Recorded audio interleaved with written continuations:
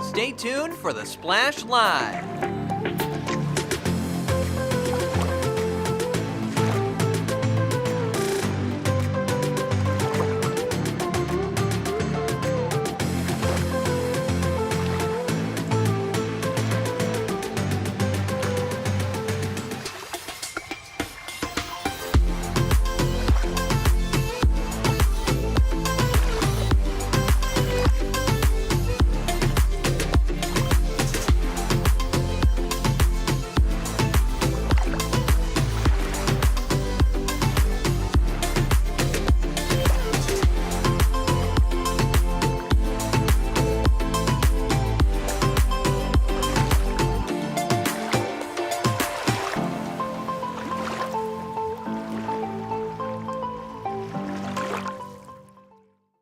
It's time for the Splash Live from Civic Center TV, featuring stories from and about people like you in the Greater West Bloomfield area. Simulcast on cable, 89.3 Lakes FM, social media, and the web. Now live from Green Media Center on Walnut Lake Road, it's the Splash Live. Live, local, social. It's the Splash Live on Civic Center TV. I'm your host, Jake Schaff, going over all of the biggest news and events from right here in Greater West Bloomfield.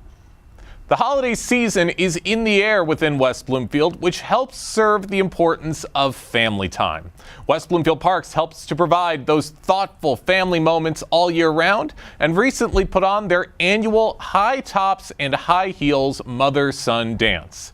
It was a warm night of fun, dancing, and family togetherness. And I was at this year's event and heard from a few local mothers on what this event means to them. This is our second year, and we have really enjoyed ourselves. It's fun, it's memorable, and it's just a good time out with my little guy. And what do you see in your son when he's spending this time with you and he's getting to dance with you and just have a night with you all to himself? I see the twinkle in his eyes, and I see that baby that I first held on February 8th of 2016, and I see him growing and blossoming, and he's just everything to me. Oh, he remembers it every year. He brings it up. He is the one who asks me each year if we're going to come back. So it's just a special time that he and I spend together. All the moms, all the kids are just having such a good time. And you guys have so many cool things for all different kids, right? You have kids who like to dance and they're outgoing. You have kids who love balloon animals and art and the photo booth and everything. So my son's a little quieter. So he enjoys all the other activities that you guys have. And I think that's pretty unique. I mean, I feel like, November, December is all about family. And when you think about family, I think about being with my children, being with my husband. And so with it being November, December, and Thanksgiving is next week, Christmas is next month, it just makes me feel really, really happy. What does it mean to be strengthening your own family unit by attending events like these? It makes me realize that when I spend this quality time with my son, it is putting him out there into the world one day, understanding the importance of family. When we spend quality time like this, it makes him understand how important family truly is. I think it's a great blessing to be able to do this and build community bonds. And we actually came with some friends that we invited, and it's just been great to spend time with them in a different setting, and we've had a ball. It helps bring to essence the meaning of community, coming together, gathering together, doing things together, laughing together, and making memories together. Last question. What do you have to say to the great people at West Bloomfield Parks who put on events like this every single year? West Bloomfield Parks and Rec, thank you so much. Thank you for creating an opportunity for us to come together, be together, and make memories. It's wonderful. Thank you. It's wonderful to see every single year, and it always warms my heart to see the families having such a great time. Glad everyone had such a wonderful time with the High Tops and High Heels event in West Bloomfield. A reminder for Greater West Bloomfield residents that we are just a few days away from Killer's Christmas, returning for its 15th year on Friday, December 5th at the Lodge Bar and Grill in Keego Harbor. What began as a heartfelt tradition started by the late Tom Kowalski has grown into one of the community's most beloved holiday charity events, blending festive fun with meaningful impact. With a lively lineup of Detroit's top media celebrities serving as guest bartenders, the evening promises warm camaraderie, exciting raffles, and generous giving. And all proceeds support powerful local causes, including Team Joseph, Filling Kids' Plates, and Defeat the Label, ensuring that every dollar raised helps lift up children and families across Metro Detroit. I'm going to be at this event just as I was last year, and I hope to see so many other people throughout the community at this event as well. Pickle Rage in West Bloomfield is kicking off the holiday season with Dink and Donate, its annual toy drive supporting local children and families. From December 1st to December 12th, guests are encouraged to donate a new unwrapped toy, helping spread joy to kids in need during the holidays. And with every toy donated, participants help ensure more children experience holiday joy, making each act of giving such a win for the community. The campaign culminates on December 12th with the Pickle Rage Toy Drive celebration event featuring fun, lively pickleball play and opportunities to connect with your fellow community members. That's sure to be a very fun time. Speaking of toys, step back in time and rediscover the joy of play at the Vintage Games Open House on Sunday, December 14th. From 1 to 4 p.m. at the Orchard Lake Museum by the Greater West Bloomfield Historical Society.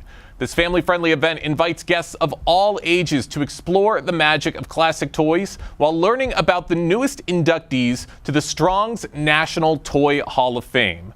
You can get a hands-on experience with a charming collection of vintage games and toys, sparking nostalgia for adults and curiosity for younger generations. It's a delightful opportunity to celebrate and to have so much fun around the community and have fun found in the toys that have shaped childhood for decades. Once again, that event is on December 14th.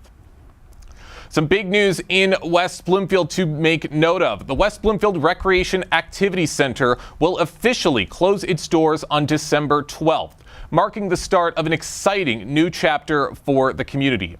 The 8,400 square foot facility will be demolished to make way for the upcoming multi-generational Connect Community Center, a modern space designed to better support residents of all ages. And beginning December 15th, walk-in services will transition to the Connect Senior Center on 14 Mile Road, and all existing programs have been thoughtfully relocated to other township facilities. Joining us now on the Splash to tell us more is West Bloomfield Parks Executive Director Kelly Heyer. Kelly, thank you so much for joining us today. Good morning. That's a great intro. Got to get all that information out there. Got to make sure people of West Bloomfield are informed. This is a very big development, but an exciting one as well, because you guys have some very big changes coming up. What specific programs and services are being moved, and where will they be operating during this transitional period throughout the community? That is a big question, and I will try to answer it swiftly. So we offer all of our customer service out of the Recreation Activity Center. So our customer service operations will still continue, but our walk-in services, of course, will be moved to Connect Senior Center, and that's at 14 Mile and Farmington Road. So we've been in that facility since 2024. We opened in August there. But if you call the phone number, the 451-1900 number, it'll still be answered. You just might not know where that person is sitting. So traditionally, they have been answered the phones at the Recreation Activity Center. So behind the scenes, you'll still get the quality customer service that our residents are used to. All right, that's good for everybody to be aware of. And it sounds like things at the Connect Senior Center maybe might be a little bit crowded, at least for a little bit, until things start to sort themselves out and everybody finds a good place to land. How would you say these relocations are going to directly affect daily operations and activities that already take place with the Connect Senior Center? Sure, we've tried to keep the same template of the set schedule going forward, and we're going to be displaced for 2 years. And we'll get more into the timeline. So for 2 years, we're going to be living this new way of the schedule. We've expanded our hours for programming at Connect just to be conducive to evening and weekend activities. And we've also expanded our rental services for Connect. So traditionally, you've been able to come in and rent Marshbank Lodge, Recreation Activity Center, Drake Sports Park, Community Room. And now you'll see Connect as a rental opportunity on the list, because we know at the Recreation Activity Center, we have 2 small rooms that people have used traditionally for maybe a baby shower or a family gathering or an HOA meeting. And now without those 2 spaces, we've tried to be thoughtful in, okay, what else could we offer the community? So we've consistently always worked with our instructors and our volunteers to bring recreational leisure services to our residents. And we're still going to continue to work with our instructors on setting their schedule. So in the winter guide, which just became live on our website, and you'll find the winter guide in your mailbox soon, you'll see where all the programs are taking place. And then when we get to the summer season and next fall, you'll see some small changes to the schedule there as well. All right, glad to hear that you guys have everything under control, that everything should remain efficient for the community. Everybody's still getting what they want to see. Now, I would imagine with a big move like this, there's going to be a lot of moving parts. Maybe, and like you said, people are going to be in kind of a weird position for a while. What steps is the Parks and Rec team taking to ensure continuity and minimal disruption for Connect members? Well, we behind the scenes have a way we handle communication, and we ensure that our staff are staying knowledgeable and up to speed. And that is through just our internal technology and communications, our registration software, our meetings that we hold regularly with different parts of the staff. So we'll continue to have those interactions. As far as our residents, though, you can still look for updates in the following areas on our website, in our written publications, which include the activity guide, our senior happenings that come out a couple times a year, and then of course our monthly email blast. So if you are a Connect member and your membership is still current, you should be receiving a monthly email from Bernadette Hudgens, who's our senior services manager, and she gives most recent up-to-date information, just quick snippets of what you need to know for that month. And then, of course, if you walk into Connect, we have monthly flyers that highlight the calendar and activities and anything you might need to know there. So we're trying to cover the bases if you're technology savvy, or if you would like to see something in paper form, we've got you covered. You got something for everything, and always doing your work to keep the community informed. I love to see it.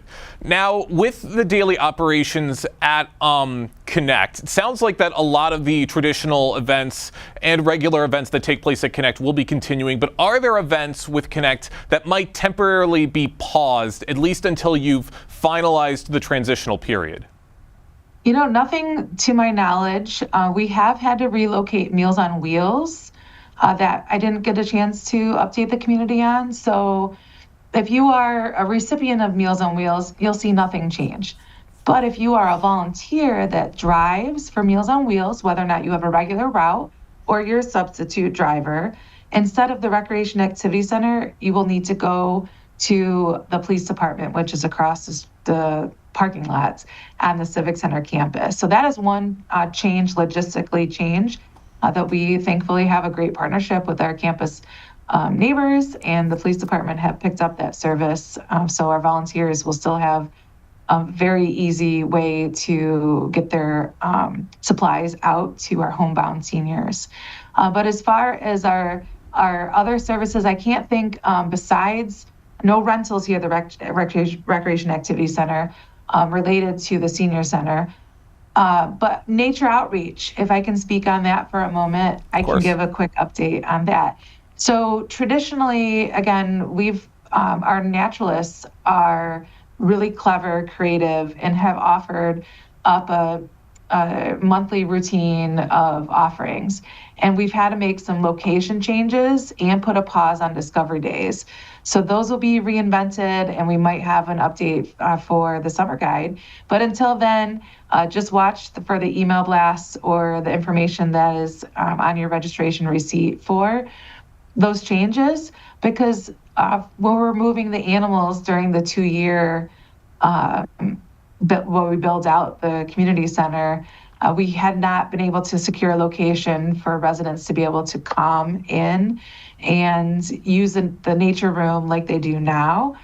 But our outreach services, we're still going to offer that. So the naturalists are on the road, and that's always been a service that they've offered before. And so I'm thinking more outreach appointments that will be coming your way if that's what the residents so choose to work with us on.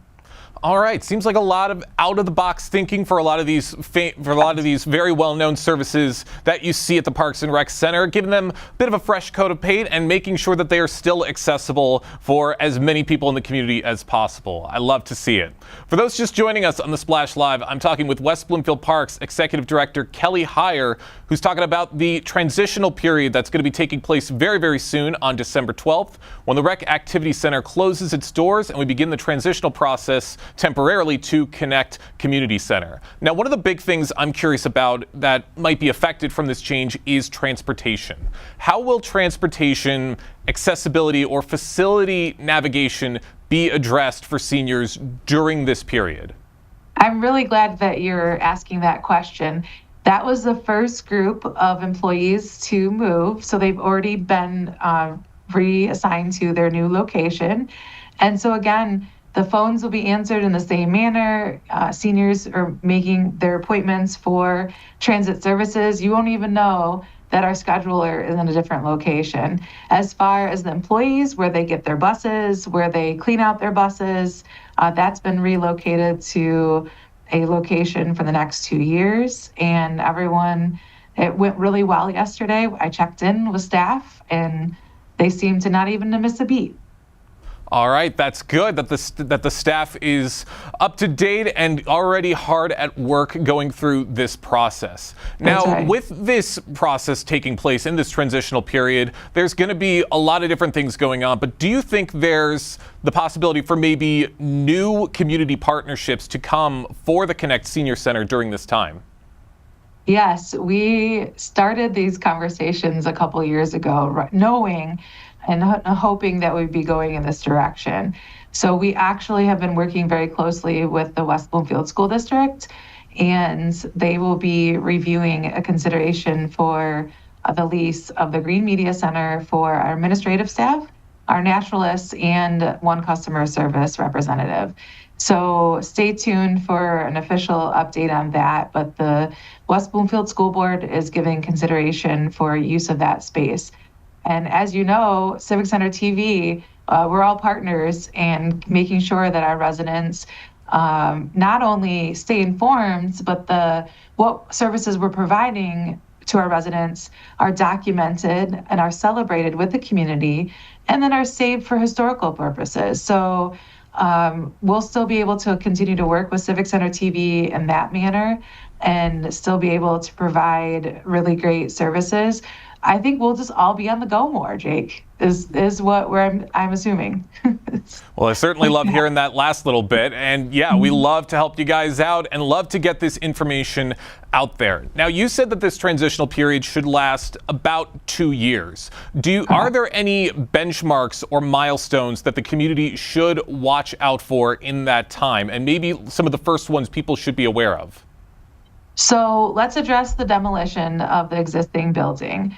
And that was an extensive analyzation of the process and the actual building utilities and where it sits on this site. And it's a very complicated site because we're surrounded by nature.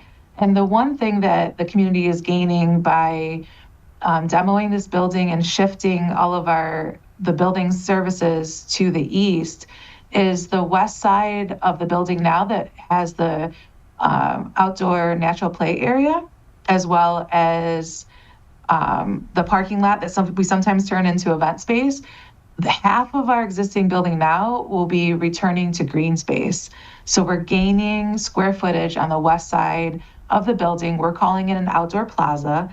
And so we'll be able to house more polished events outdoors on the west side of our building. And the outdoor natural play area will be expanded and enhanced and a little bit more intentional in the programming. Right now, if you're out in our parking lot you can tell it's a parking lot, that it was never really planned to have big community events on the west side of our building. So that's one thing that we're gaining by taking down this building. The other thing that we had to really analyze was the utilities and the HVAC and the roof and the quality of the windows and the doors and all the functions of how that connects internally, where the bathrooms sit. And we really took a look at how the flow would work if we kept half of the existing building, which would only be 4,000 square feet. In any way, shape, or form, we looked at that. And we took about 6 weeks to analyze the existing site. We just couldn't make it work. What we're ending up with is a 2-story, 48,000 square foot building, but it sits upon a roughly 25,000 square foot footprint, if you can envision that part. So we're not taking, like if you compare us to the library, that's a 1-story, 65,000 square foot building. Our building is going to be stacked on top of each other. So with that, the demo of this building is about 4 months process in the planning and the execution of it. So by April 1st, we might be just starting demo or wrapping up demo. That's one milestone we've been using, is the April 1st date. But we'll break ground in the spring, and there'll be a 16-month construction period. And with construction, Mother Nature needs to play her part in helping us along in this. We're really hoping to have staff inside the new Connect Community Center in the fall of 2027. That way we can make sure we're organized enough to welcome our first programs into the building and then expand all of our programming to the residents. So right now, the 2 dates I'll give you is April 1st of 2026 for groundbreaking and fall of 2027 for when staff will move back in and we'll start to reopen the community center. Lots of work on the horizon, but all of this work is going to be worth it for all of these amazing resources coming to the community. I got one more question for you, Kelly. Where is the best place people can go to stay up to date on any updates with this brand new center and how they can stay informed on what's to come? Oh, can I give you 3? So it depends on your time. If you are able to check your weekly email blast, that is the best place to get up-to-date, relevant information. And we are really intentional about how we send out that email. It is only once a week, and we are going to give you the top things that you need to know.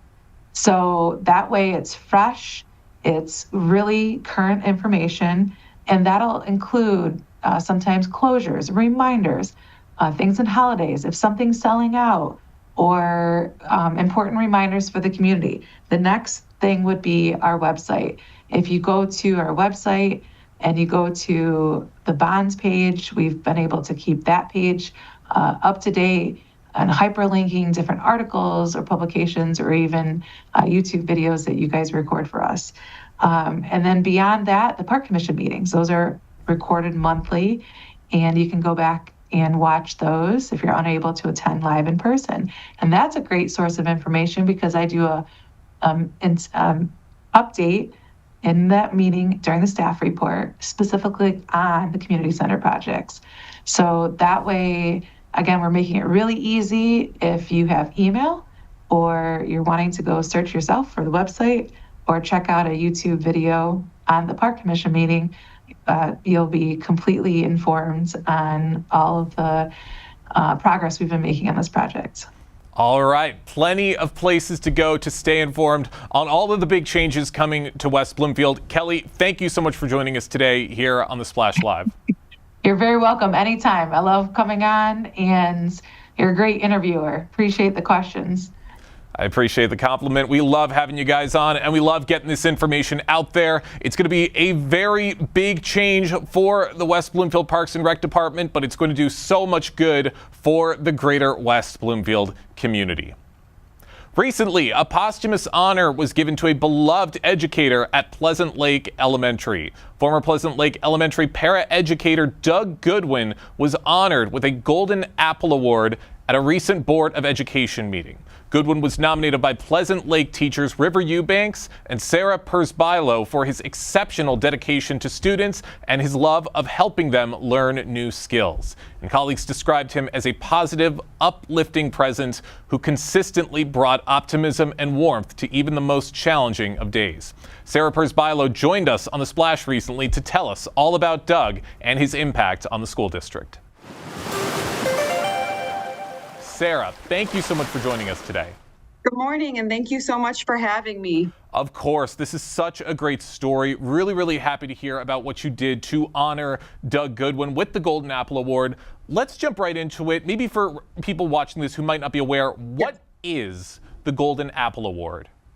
Yes, so anybody in the district can nominate somebody that works in the district for a Golden Apple Award, and this is just an overall rounded award that gives people the opportunity to be celebrated for something that a lot of everyday people might not see. And so, of course, myself and kindergarten teacher River Eubanks nominated Mr. Doug Goodwin for this Golden Apple Award because every day he went above and beyond for both our special education students and the general education students here at Pleasant Lake Elementary.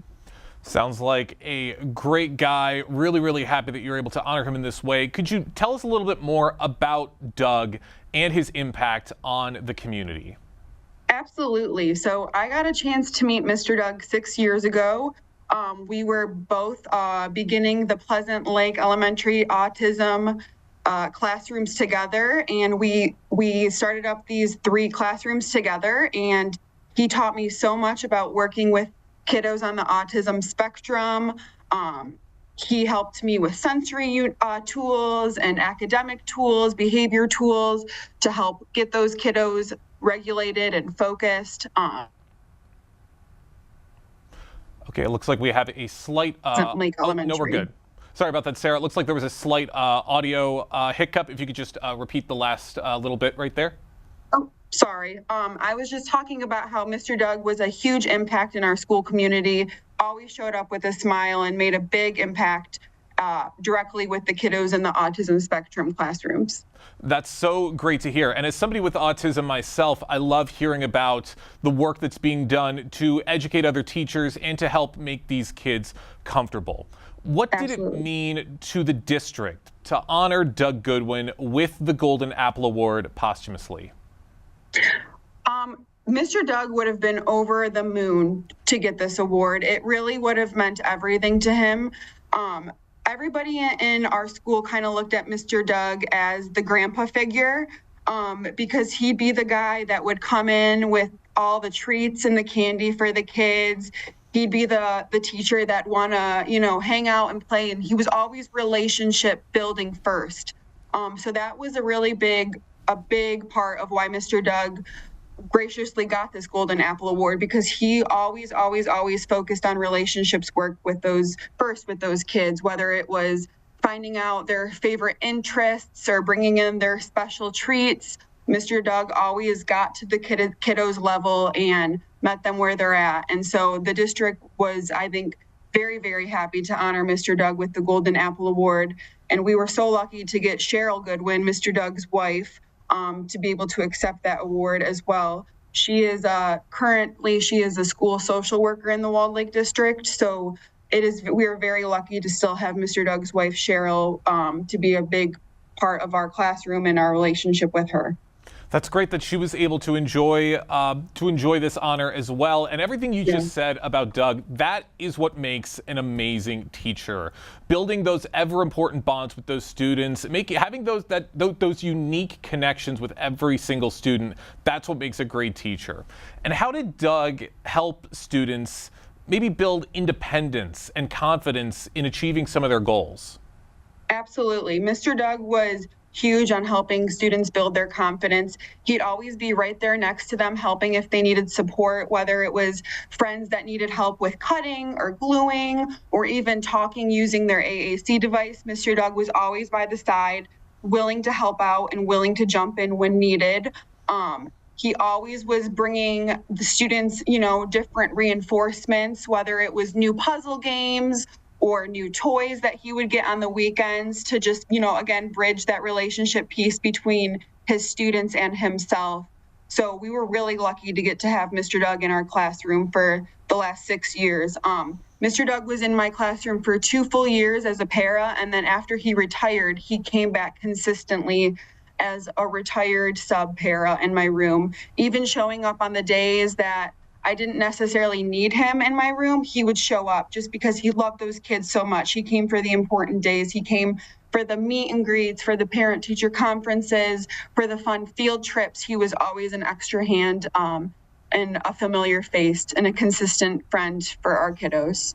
It sounds like Doug truly had such an impact on the community. He will absolutely be missed. And in what ways do you feel that Doug's legacy is going to continue to influence the staff and the students today? I know for myself, in my own classroom with my paras and I, we always are referring back to Mr. Doug every day. Just little things here and there remind us of him.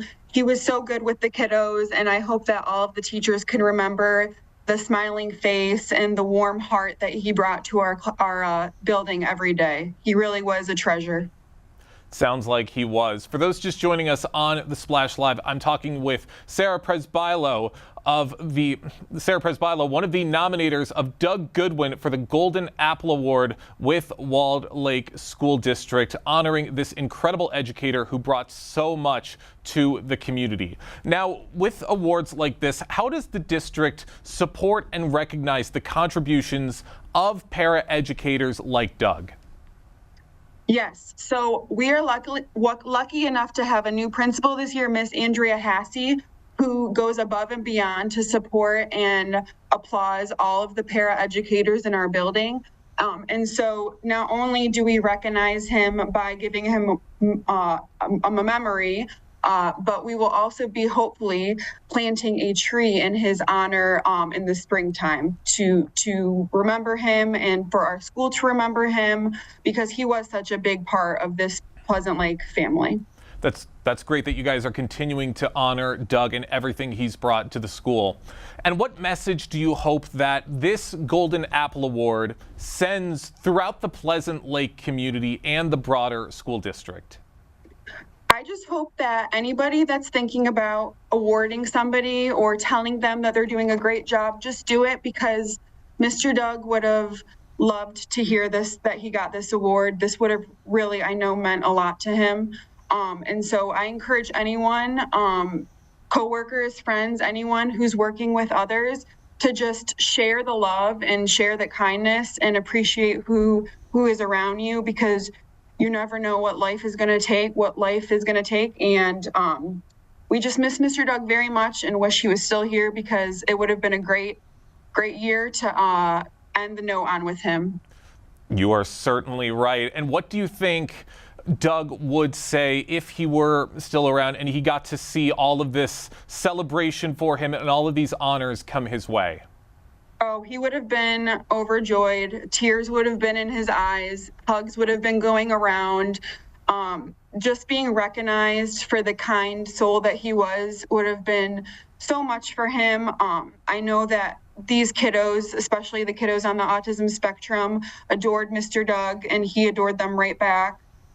So again, we'll miss Mr. Doug. We miss him every day, and we're going to continue to remind students about him and carry on his legacy at Pleasant Lake Elementary. Well, Sarah, it's been amazing to hear about Doug's legacy and how it's going to continue on and carry on in the future. I got one more question before we wrap things up. How can schools continue honoring Doug's values of dedication, growth, and a positive mindset moving forward? I think that being a Mr. Doug and having a Mr. Doug mindset is where we all need to grow and get into, because he truly showed up every day, even on the hard days, even on the big behavior days, with a smile on his face, coffee in his hand, Timbits in his hand, ready to rock and roll the day. So I just think that schools and districts need to be having a Mr. Doug mindset. Positivity, love, kindness, and fun were his top priorities. And that is the way we're going to continue to roll and rock here at Pleasant Lake. We could all use a Mr. Doug mindset. That's what everybody needs to kickstart their day and to tackle life. Sarah, thank you so much for joining us today here on the Splash Live. Thank you for having me. Take care. Sounds like Doug really made such an impact with his community, and it's so great to hear of him being honored in this incredible way. Some big changes, or some big Christmas events are coming to West Bloomfield courtesy of the Bay Point Golf Club. Irish Christmas from Corktown is taking place on Thursday, December 11th. A lively and heartwarming holiday performance featuring traditional Irish music and instruments. And on the 17th, it's Christmas at the Point, a festive evening of dinner, drinks, and dancing inside the beautifully decorated Bay Point Golf Club. Nora Atisha, Bay Point's general manager, and Sean Gavin, the producer for Irish Christmas from Corktown, joined me on The Splash recently to tell us what residents can expect. Thank you both so much for joining us. Thank you, Jake. Nice to meet you. Good to be here. Thank you. Of course, glad to be talking about these very exciting events just in time for the holiday season. I know everybody in Greater West Bloomfield is excited. Nora, I'm going to start with you. With two very different holiday events happening, how do you balance cultural programming with community-wide appeal? Yeah, so, it's something that we've worked upon and, kind of discussed throughout here in Bay Point, and really wanted to celebrate the season in a way that feels welcoming to everyone. One example, as Sean will discuss a little bit further, is the Irish Christmas event that brings, beautiful culture flavor, while the Christmas at the Point is more of a classic family-friendly holiday experience. Both of these events have their own personality, right? But the heart behind them is the same. Community, joy, bringing people together. When you focus on these two creating one genuine, meaningful experience that we're looking to appeal to a wide audience. You're right, and these are two very, very unique events that are going to bring very, very different feelings for Bay Point, but all of it is going to equal fun. And Sean, I'm going to jump over to you. We're going to start with the Irish Christmas from Corktown. What inspired that idea to bring Irish Christmas to the community this year? Well, we actually did it for the first time last year over at St. John's Resort in Plymouth, which was a lot of fun. And I've been touring around the country for the last 15 years as a professional musician, and for many years I did a Christmas show actually that toured all across America. And so when I moved back to Detroit a few years ago, I thought it would be a nice kind of thing to get some of the local musicians we have so many great local musicians and dancers and singers that we would get together and put on a kind of Christmas production for the community, because I've just seen how much people really like it around other parts of the country. And it's a nice way to bring people together. And so yeah, that was kind of the impetus for starting the whole thing. And it's amazing that you're bringing these festivities and these feelings to Greater West Bloomfield. Sean, how would you describe the musical experience attendees can expect from the Corktown performers? Well, it's definitely going to be very lively. There's a lot of upbeat kind of music, but there's also going to be a lot of classic Christmas songs, like I think we're going to be doing Joy to the World, The First Noel, kind of these classic songs that everybody knows. But then also we'll have some traditional Irish music and also songs, like one of the oldest Christmas carols is the Wexford Carol, which is a really nice old Irish one. So we'll be doing that. And then we also have a couple of really great dancers coming. Aaron Simpson from the Ardon Academy and Nick Garris. Nick is a fantastic step dancer and musician himself, Michigan Heritage Award winner. So it's fun. It's very family friendly, wholesome, but also lively, and it'll be a great night, I'm sure. Sounds like some very accomplished dancers being a part of this event, which should make for a very exciting night. Nor, what do you hope audiences feel or take away from experiencing an Irish-style Christmas event?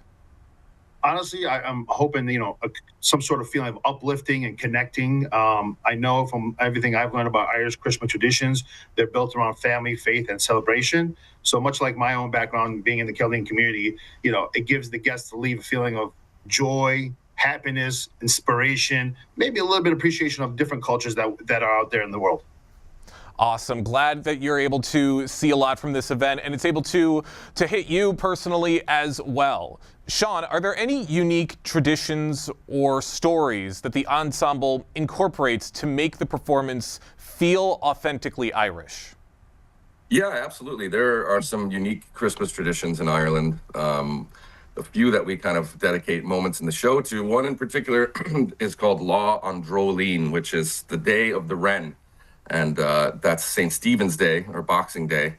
And there's the whole story about St. Stephen hunting for the wren. And there's a tradition in Ireland where people dress up in kind of wild costumes and go around the neighborhood, kind of around the townland. And basically, it's kind of like Halloween almost. You go around and kind of, there's an expression, give us a penny and we'll be gone.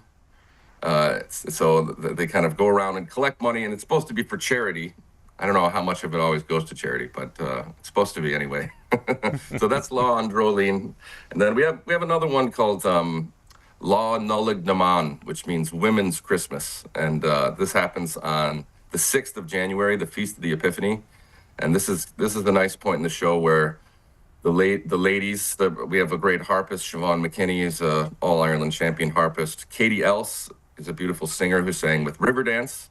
And then, of course, Hannah Harris, a great fiddle player and singer, originally from North Carolina, now living in Michigan. So we kind of highlight the ladies at this point. And Women's Christmas basically is a celebration of the ladies who do so much over the holiday season. And so basically it's their day to take a rest. And the men are supposed to take over, and as you might imagine, things tend to fall into disarray then at that point of the holiday season. But it's a fun point of the show. And so those are just a couple of the unique Irish Christmas traditions that we include. It sounds like a really, really exciting show, and there's going to be so much for the community to take away from this event. For those just joining us on the Splash Live, I'm talking with Nora Tisha and Sean Gavin with Bay Point Golf Club and Banquet, who've got a couple very exciting events coming up for the holiday season. We just talked about your Irish Christmas from Corktown event that's going to be taking place on Thursday, December 11th. But you also have Christmas at the Point, which is taking place on Wednesday, December 17th. Oh, another very exciting event looking forward to. Nor, what makes Christmas at the Point a standout celebration compared to past holiday events at Bay Point? You know, this year we're really going all in. We've elevated the decor, the food, the entertainment. We're really just everything all around.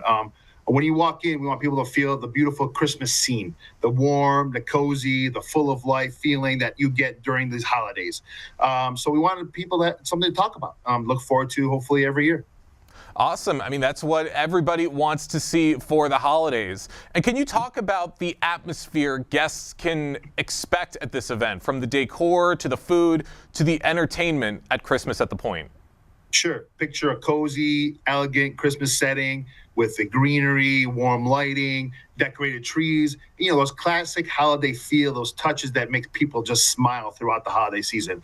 And of course, the food, bringing some good dishes out there, kept them comforting and seasonal. And of course, live entertainment throughout the night. It's that event that we're looking for where you can relax, have fun, take photos, enjoy food, and really just soak in the holiday spirit. That's what it's all about, soaking in that holiday spirit and celebrating it with the community. Now, I got a question for both of you. How do you ensure that both small groups and large parties have an enjoyable experience during these Bay Point celebrations? Sean, I'll start with you.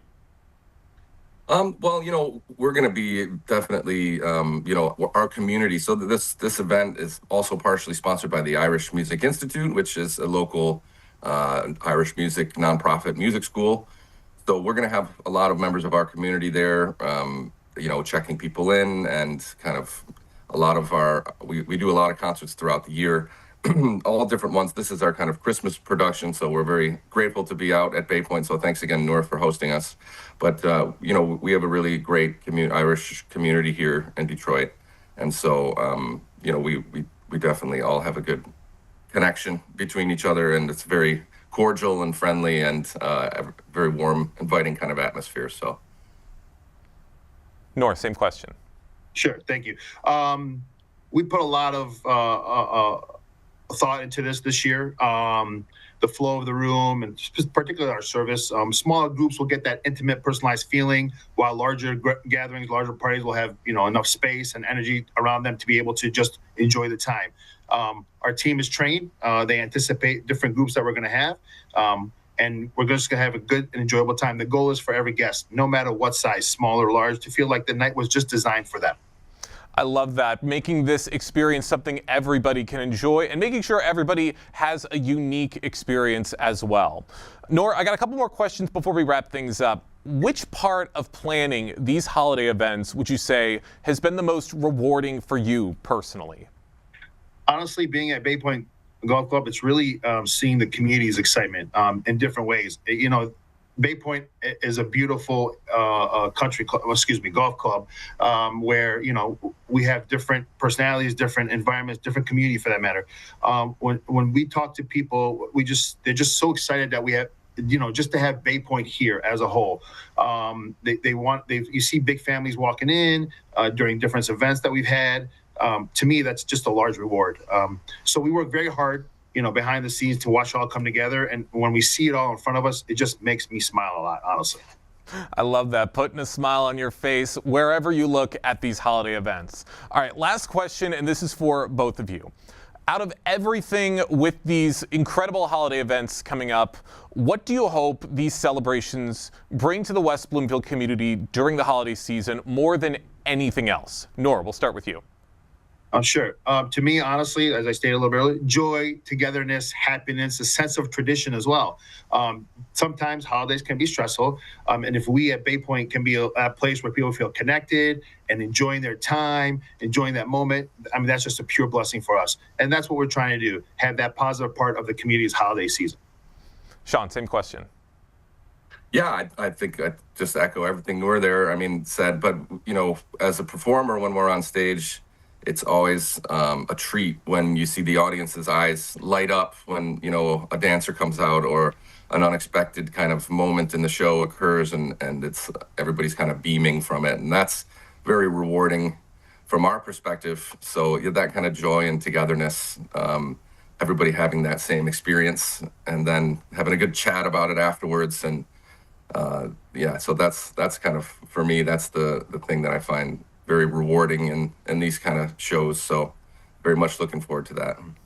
And I'm looking forward to it as well. I hope to see a lot of people out there taking in that holiday spirit and to be having a great time all the while. Noor, Sean, thank you both so much for joining us here on the Splash Live. Thank you so much, Jake. Appreciate the time. So many delightful and really, really fun events to be looking for all throughout Greater West Bloomfield just in time for the holiday season. We're going to take a quick break and jump into some more stories right here on the program right after this. Live, local, social. It's the Splash Live on Civic Center TV.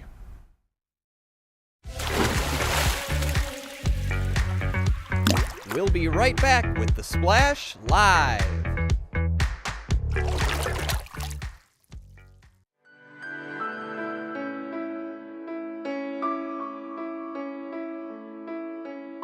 What people are watching in Sylvan Lake, Civic Center TV, and 89.3 Lakes FM. Hello, my name is Danya Bazzi. I'm the superintendent of West Bloomfield School District. I want to congratulate Civic Center TV on hitting the amazing milestone of 1 million viewers. Your involvement in our community doesn't go unnoticed. We thank you for keeping our residents and community engaged in the latest and greatest news and information. I'm Danya Bazzi, and I'm proud to be 1 in a million.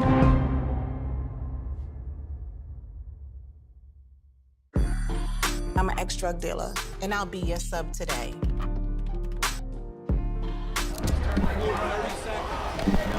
Two milligrams of fentanyl can be lethal. A lethal dose is in here. Who gets it, I won't know. It's cheap, it's potent, and it's profitable. The sad reality is, fentanyl is being mixed into everything now. More kitchen now. Find local municipal meetings at our program schedule on civiccentertv.com. Find when your meetings air live or when they're replaying on our Civic Center TV live stream. Find it all at civiccentertv.com and click schedule at the top of the screen.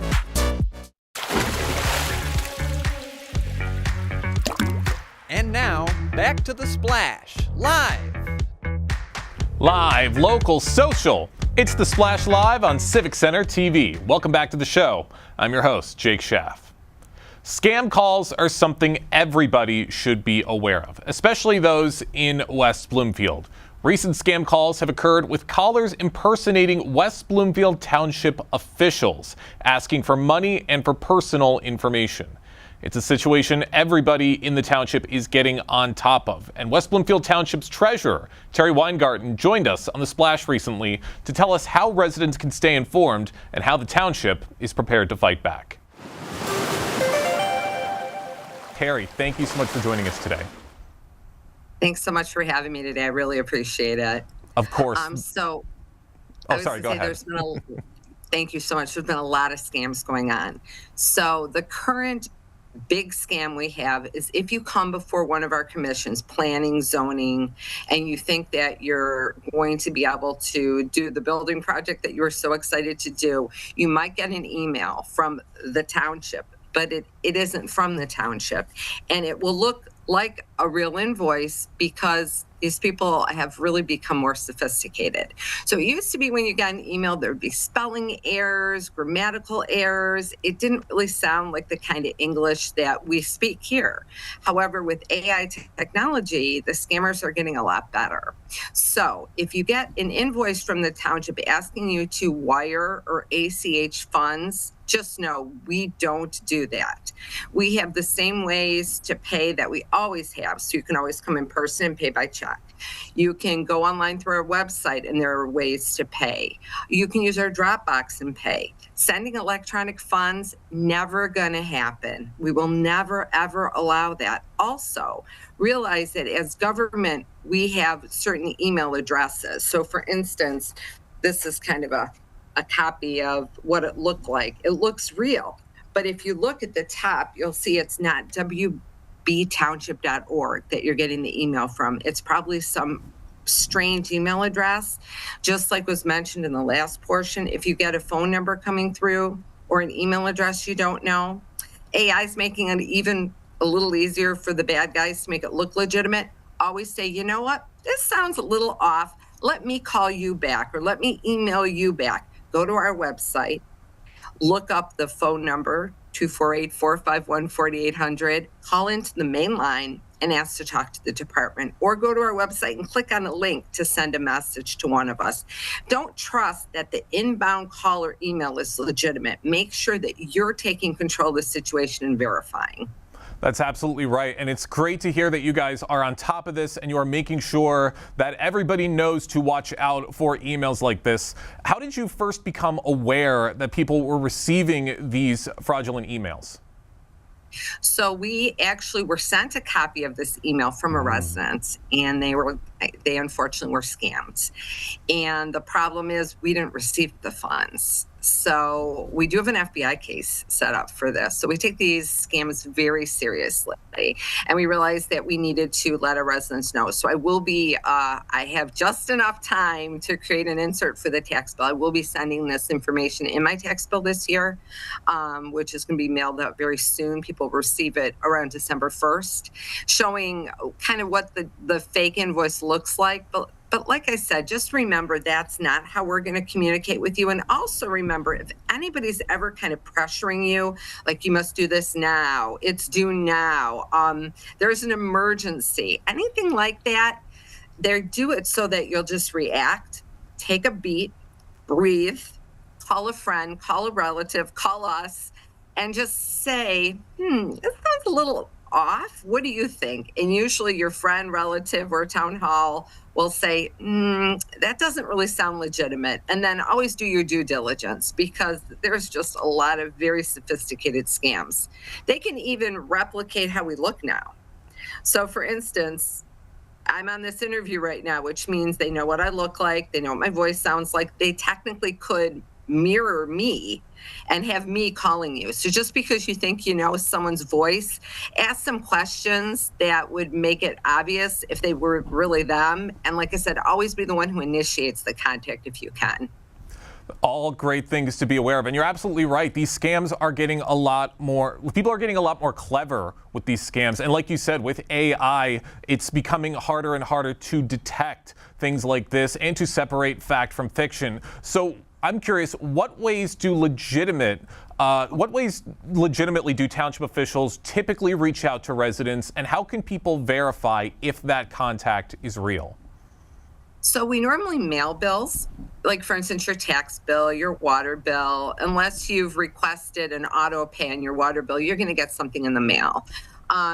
We talk to people via the phone or emails coming from our emails, but we'll never have a link in the email asking for money. We'll never in an email say, click here and pay us. We'll always have you go through the website or through one of the normal payment processes, which normally people just come in and pay by check at the counter. So you just think about the mechanism. It's never going to be an electronic form of payment that's not initiated through our website or through us directly. All right, great things to remember and ways to know if things are legitimate. Terry, how really important is community awareness in preventing scams like this, and what can neighbors do to help each other stay informed? So that's a really good question. I think sharing this information with people, making sure people know. And also, any of us can be targets, right? So like I said, especially if you have elderly relatives, neighbors, parents, they're usually a bigger target because these scammers figure that they're more trusting and that they might not be as technologically savvy. So obviously, any of us can be targeted, and many of us have fallen for scams. But just be careful. Verify the information, and remember too, we're never going to ask for gift cards. That's always a big flag, right? Any electronic payment, gift cards.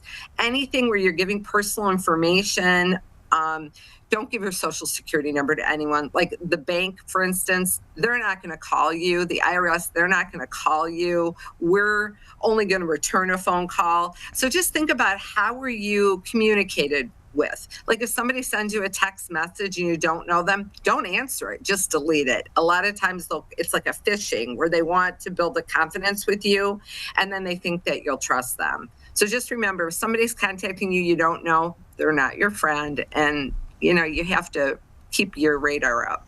You're right. It's little things like that. That's how they reel you in, and that's how they get you to disclose very, very sensitive information. All things to watch out for. For those just joining us right now on the Splash Live, I'm talking with West Bloomfield Township Treasurer Terry Weingarten about some recent scam calls and scam emails that have been coming through of people impersonating West Bloomfield Township officials, and things to watch out for to know if these forms of contact are legitimate. Now, Terry, you touched on this just a little bit ago, but obviously the rest of West Bloomfield Township has become informed with this, like the police officers. Are there partnerships with local law enforcement to track down and report these kinds of fraudulent activities? Oh, absolutely. So even if somebody just contacts you and tries to scam you, let us know. Call the West Bloomfield Police Department. The case that we were made aware of did move all the way through, so the FBI is aware of it, because this is a very serious matter, that they're basically sending an email pretending that you owe money to the township. And it was a lot of money, it was thousands of dollars. So that wouldn't be how we do it. Like I said, we wouldn't send you an email and ask you to wire or ACH money electronically. We just wouldn't do that.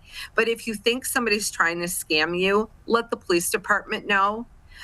If it's legitimate, which usually it's not, but if it is, they'll let you know too how to get in touch with us and we can verify it for you. Always verify.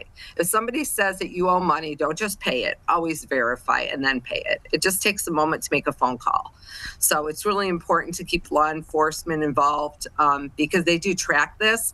Years ago, we had a check scam where people were stealing our checks through the mail system, washing them, and then sending them to people that we didn't owe money to. And then they'd say, oh, we sent you $10,000. Sorry, it wasn't yours, but you can keep it if you send us back like $9,500. And people would do it. And so then the criminals would keep the difference. And when the people went to cash the checks were fake checks. So they're always coming up with new ideas on how to scam people, unfortunately. That's right. And if you know of anything that has come your way, any suspicious emails or any suspicious phone calls, you can text 248-975-9200 for any concerns. You can call that number with any of your concerns. Once again, that number is 248-975-9200. That is with the West Bloomfield Police Department. All very, very important information, Terry. You've given out a lot of ways for people to stay aware of these suspicious texts or emails. What would you say is the biggest piece of advice above all else about safely handling these unexpected texts and emails of anyone claiming to be with the township? You're going to think this sounds too simplistic. Take a big breath. Take a deep breath. If somebody's saying you owe money or you're in trouble or someone you love is in trouble, just stop. Take a deep breath and calm down and go slow and methodically. They're hoping that you're going to be stressed and anxious. And when people are stressed and anxious, they're not as careful. So if there's something coming at you that's stressful or hard financially, or someone's in trouble, take the breath and then say, I will investigate this. Thank you. And then make that phone call or email yourself to verify the information is correct. You're absolutely right. Above all else, the most important thing to do is don't panic. Let everyone who needs to know what is going on, and people will take care of it from there, and you will be okay. That is, of course, the biggest thing everyone can remember. Terry, thank you so much for this conversation. I got one more question before we wrap things up. Looking ahead, how can residents stay connected with official township updates to ensure that they're getting accurate information from the right sources? Well, first of all, we post these type of things on our website. Second of all, in the case of this scam, since it's such a sophisticated scam, I'm putting a message in my tax bill, but you always can call Town Hall. We have an open door policy. We're here every day. We're happy to talk to you. And also, as you mentioned, the police department, the administrative non-emergency line, they're aware of what's going on. And we all work together. I mean, we work with each other on a daily basis. We're very fortunate that all of our public safety and Town Hall, we really are an integrated force to protect you. You're absolutely right. All of these great resources working together to make sure stuff like this does not happen. Terry, thank you so much for joining us today here on The Splash Live. Yeah. Thank you so much. Have a good day. And that's going to do it for us today here on The Splash Live. Big thank you to all of our guests and for everybody on the Splash Live team for helping to make this show possible every single day. I've been your host, Jake Schaff, live, local, social. It's The Splash Live on Civic Center TV.